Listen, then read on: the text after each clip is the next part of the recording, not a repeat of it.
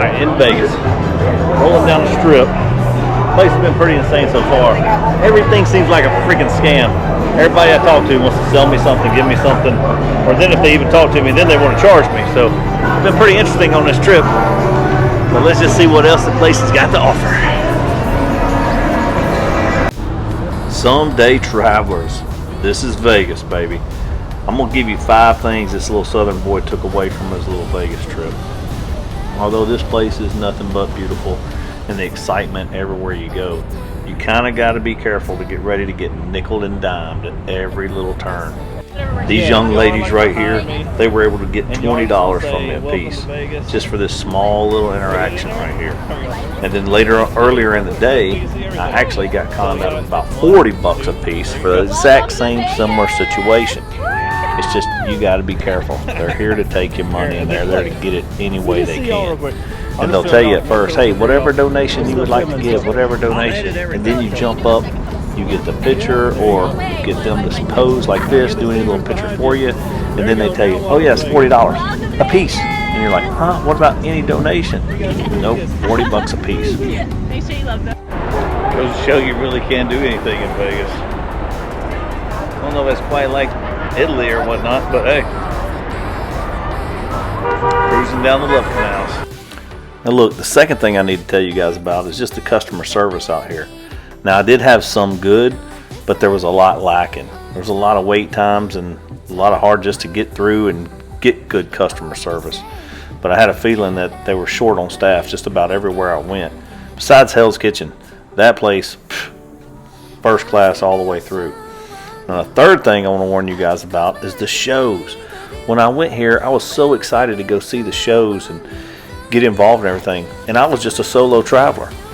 But man, it would be $100+ just for me to go see a show. Even if I sat on the very, very back row, the furthest away, was just opening up at $100+. To get down on like front seats and stuff, let's not even talk about those prices. So be prepared for that. Don't let that be a shock. If you want to go see a show, it's going to cost. Next, let's talk about the crime. There's a lot of petty crime in Vegas. When you're walking around the streets and everything, these guys are going to come up, they're going to try to hand you a CD.